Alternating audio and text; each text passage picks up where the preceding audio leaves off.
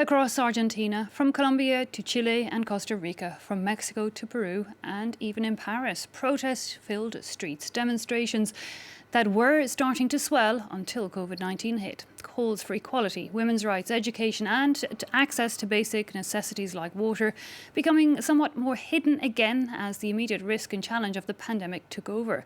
So where are these social movements now? How have they or can they adapt as the virus continues to circulate? We can speak to one man who has been compiling and analysing footage of those protests and the ongoing activism, Professor of Political Science at SciencesPo and creator of the web series Protestas Mr Olivier Dabene. Thanks for your time. Can I ask you first to tell us a bit about this web series, where the idea comes from and why you created it?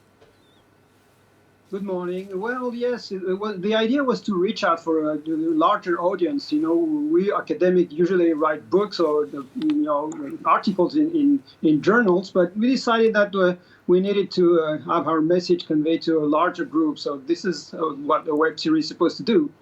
And this message, was it that you saw that the size of protests were growing like never before? I mean, what sparked your interest in the situation? We were already conducting research in the last years regarding what was called last year the Latin American Spring, for instance, and all this wave of activism throughout the continent. Then when the pandemic hit, we had to change course in a way. So we decided to look at the ways people kept on defending causes and taking to the streets despite the pandemic, and the way the pandemic affected the whole Latin American spring, actually. And tell us a bit more about this Latin America spring. You know, where exactly has it started and how strong is it? It started both in Argentina and Chile. Chile was very, very, very strongly hit by social movements last year in 2019. But basically, it was a wave in many different countries over causes such as feminicides and social inequality. There are plenty of reasons to take to the streets in Latin America anyway, but last year was kind of special. And a break somewhat with the past in countries there. I mean, in the list of countries that you've brought into this web series, we see Peru, Mexico, Colombia, and then France. And France, as we know, has quite a history with protests. But it seems, in that sense, somewhat of an odd man out historically. That's changing. It is changing. Well, the case of France is interesting, but it's about Latin American women basically living in Paris and France and echoing the social mobilizations back home. So it's kind of special. But for the rest, yeah, we could have made subjects in all different countries in the continent because the whole region is affected. So we had to pick some cases because we knew them more than others. But the selection is not representative of, because it's all over the region right now. The problems they're protesting, though, have been ongoing for many decades. Have you spotted any reason why they've been pushed to protest at this particular time?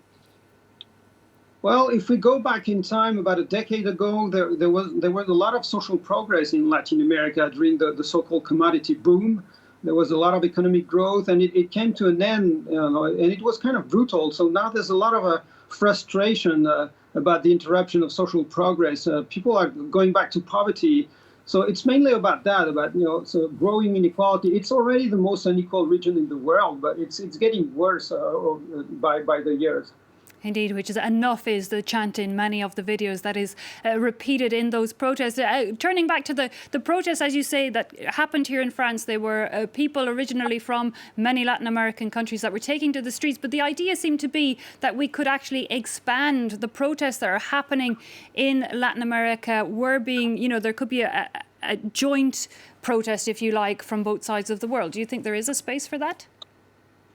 Definitely. It's also about having people being aware of what's going on in Latin America. I mean, it's nice to invite me, but usually Latin America is not much covered by the press in France or in Europe. So it's about drawing attention to what's going on over there, because usually it's people are more concerned about the Middle East and Africa or Asia, and not that much about Latin America. Indeed. You spoke briefly there earlier about COVID-19 and the impact on it. Of course, we have seen, that thousands of people have had to come off the streets. But what has activism become in a pandemic?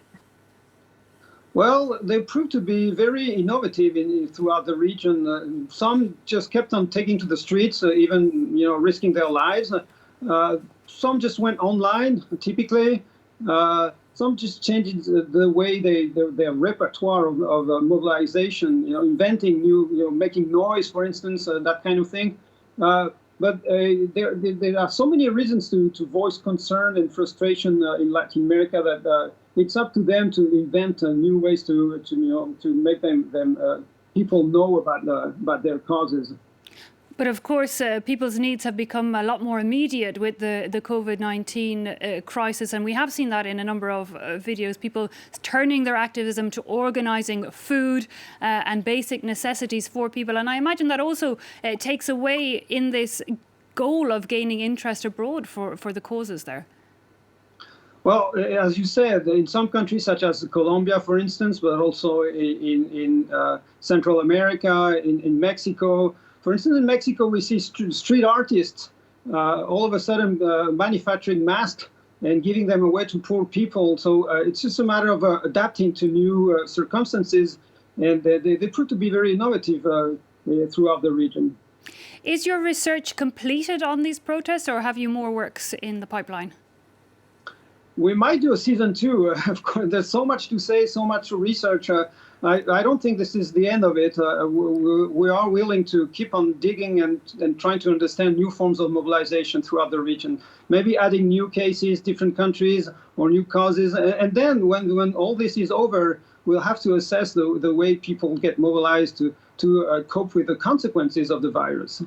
How easy is it to have organised this? A lot of the work, it seems to be a split between working with journalists and working with grassroots activists. How easy is the access to the grassroots activists, and how have you been finding contact with them?